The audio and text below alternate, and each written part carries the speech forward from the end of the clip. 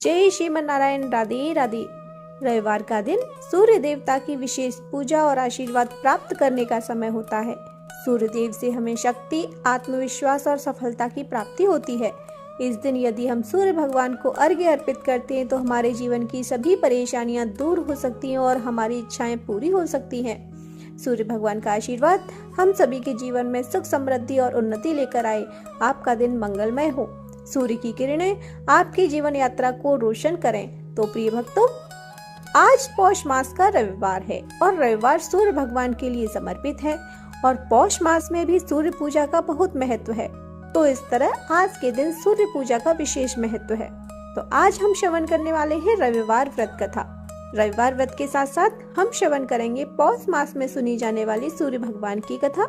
मेरा आप सबसे विनम्र निवेदन है कि कथा को पूरे श्रद्धा और विश्वास के साथ सुनिएगा और ज्यादा से ज्यादा शेयर कीजिएगा, जिससे कहीं न कहीं आप भी पुण्य के भागी बन सकें।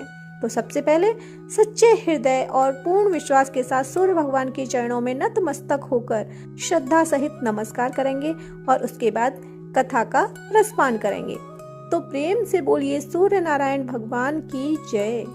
रविवार व्रत की पौराणिक कथा के अनुसार प्राचीन काल में एक बुढ़िया रहती थी। वह नियमित रूप से रविवार का व्रत करती। रविवार के दिन सूर्योदय से पहले उठकर बुढ़िया स्नानादि से निवृत्त होकर आंगन को गोबर से लीपकर स्वच्छ करती। उसके बाद सूर्य भगवान की पूजा करते हुए रविवार व्रत कथा सुनकर सूर्य भगवान का भोग लगाकर दिन में एक समय भोजन करती। सूर्य भगवान की अनुकंपा से बुढ़िया को किसी प्रकार की चिंता एवं कष्ट नहीं था। धीरे धीरे उसका घर धन धान्य से भर रहा था। उस बुढ़िया को सुखी होते देख उसकी पड़ोसन उससे जलने लगी। बुढ़िया ने कोई गाय नहीं पाल रखी थी, अतः वह अपनी पड़ोसन के आंगन में बंधी गाय का गोबर लाती थी। पड़ोसन ने कुछ सोचकर अपनी गाय को घर के भीतर बांध दिया। रविवार को गोबर न मिलने से बुढ़िया अपना आंगन नहीं लीप सकी। आंगन न लीप पाने के कारण उस बुढ़िया ने सूर्य भगवान को भोग नहीं लगाया और उस दिन स्वयं भी भोजन नहीं किया। सूर्यास्त होने पर बुढ़िया भूखी प्यासी सो गई। प्रातःकाल सूर्योदय से पूर्व उस बुढ़िया की आंख खुली तो वह अपने घर के आंगन में सुंदर गाय और बछड़े को देखकर हैरान हो गई। गाय को आंगन में बांधकर उसने जल्दी से उसे चारा लाकर खिलाया। पड़ोसन ने उस बुढ़िया के आंगन में बंधी सुंदर गाय और बछड़े को देखा तो वह उससे और अधिक जलने लगी। तभी गाय ने सोने का गोबर किया। गोबर को देखते ही पड़ोसन की आंखें फट गईं। पड़ोसन ने उस बुढ़िया को आसपास न पाकर तुरंत उस गोबर को उठाया और अपने घर ले गई तथा अपनी गाय का गोबर वहां रखाई। सोने के गोबर से पड़ोसन कुछ ही दिनों में धनवान हो गई।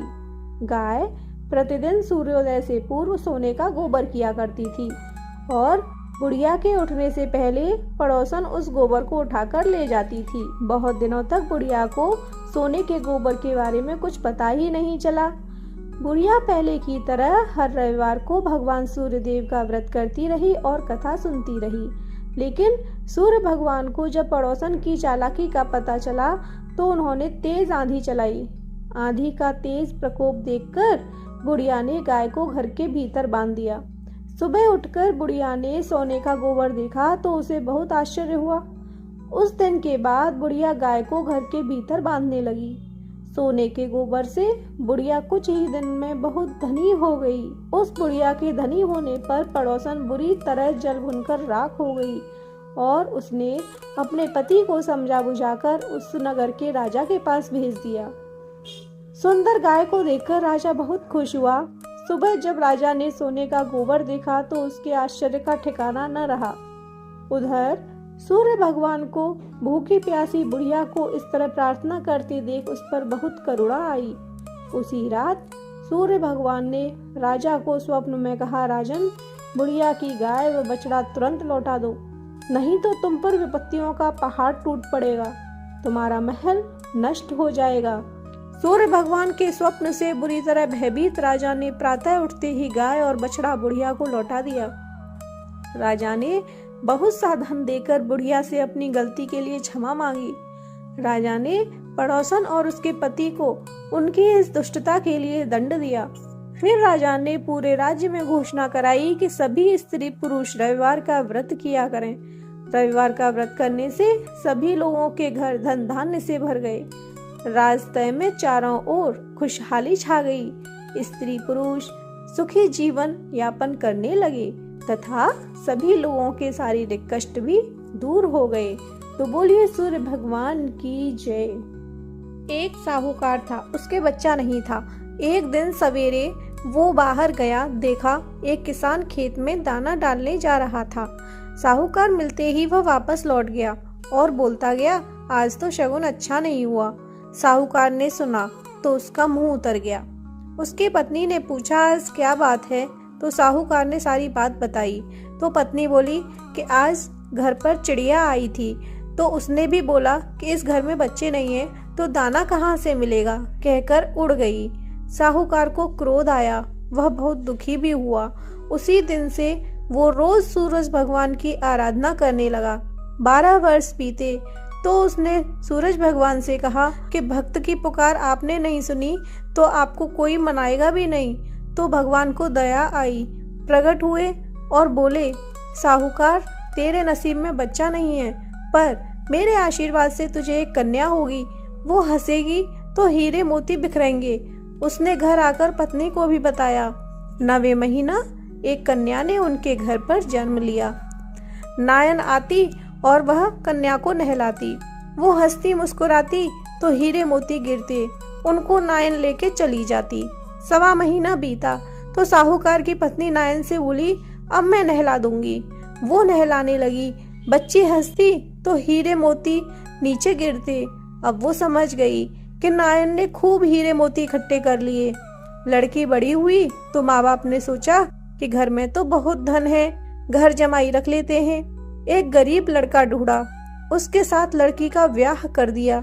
माँ दिन उगते ही बेटी को उठाने जाती और उसका मुंह देखती तो लड़की का पति बोला कि अपने बीच में सुबह सुबह माँ का क्या काम? तो लड़की बोली, माँ का नियम है कि सुबह होते ही वह मेरा मुंह देखती है। एक दिन वो सुबह उठा और उसका मुंह देखा तो उसके मुंह में से हीरे मोती बिखरे। वो समझ गया कि इसीलिए सासू माँ इसका मुख पहले ही देख लेती हैं। थोड़ी देर बाद लड़की की माँ आई तो हीरे मोती नहीं मिले। माँ समझ गई कि जमाई को पता चल गया है। माँ के मन में कपट आया।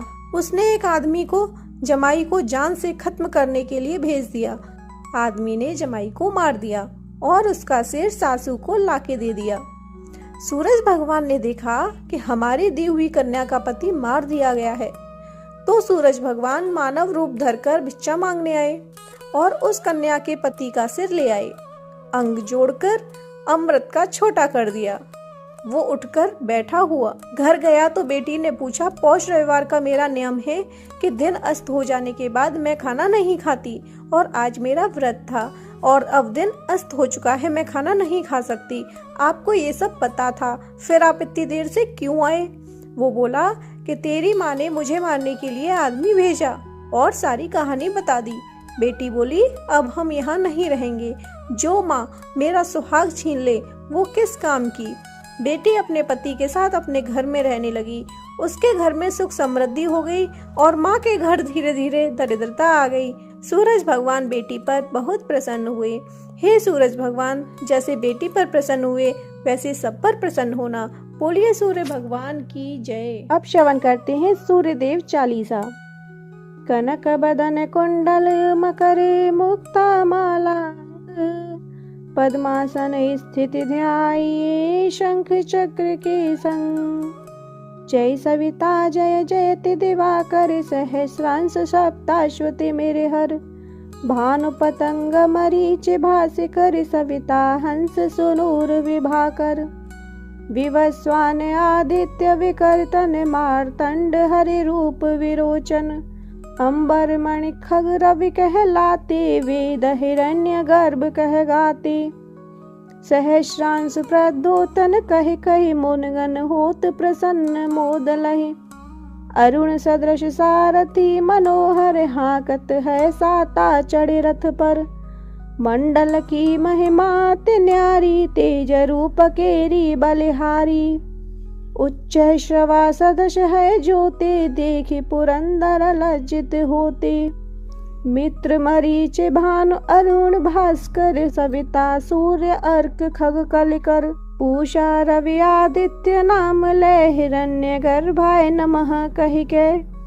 द्वादश नाम प्रेम सो गावे मस्तक 12 बार नवामे। 4 पदार्थ जन सो पावे दुख दारिद्र्य अग पुंज न सावे। नमस्कार को चमत्कार यह विधि हरि हरि को कृपा सार यह। सेवे भानु तुम्हें मन लाई अष्ट सिद्धि नव निधि ही पाई। 12 नाम उच्चारण करते सहज जन्म के पातक टरते। उपाख्यान जो करते तब जन रिपुसो जमल हते सोते ही छन। धन सुत जुत परिवार बढ़त है प्रबल मोह को फंद कटत है। हर कशीस को रक्षा करते रवि ललाट पर नित्य बिहरते। सूर्य नेत्र पर नित्य विराजत कर्ण देश पर दिन कर छाजत। भानु नासिका वास कर हुनित भास्कर करत सदा मुख को हित। ओठ रहे परजन्य हमारे रसना बीच तीक्ष्ण बस प्यारे। कंठ सुवर्ण रेत की शोभा तिग्म तेज सह कांधे लोभा। पूषाम बाहु मित्र पीठ पर त्वष्टा वरुण रहत सोष्ण कर। युगल हाथ पर रक्षा कारण भानुमान उर सर्म सुदर्शन। बसत नाभि आदित्य मनोहर कटिमह रहत मन मुदभर। जंघा गोपति सविता बासा गुप्त दिवाकर करत हुलासा। विवस्वान पद की रखवारी बाहर बसते नित तमहारी। सहस्रांश सर्वांग सम्हारे रक्षा कवच विचित्र विचारे। अस जो जन अपने मन माही भय जग बीच करहु ते नाही। दद्र कुष्ठ ते कबहु न व्यापे जो जन या को मन मह जापे। अंधकार जग का जो हरता नव प्रकाश से आनंद भरता। ग्रह गण ग्रसिन मिटावत जाही कोटि बार में प्रणवोताही। मंद सदृश सुत जग में जाके धर्मराज समय अद्भुत बाके।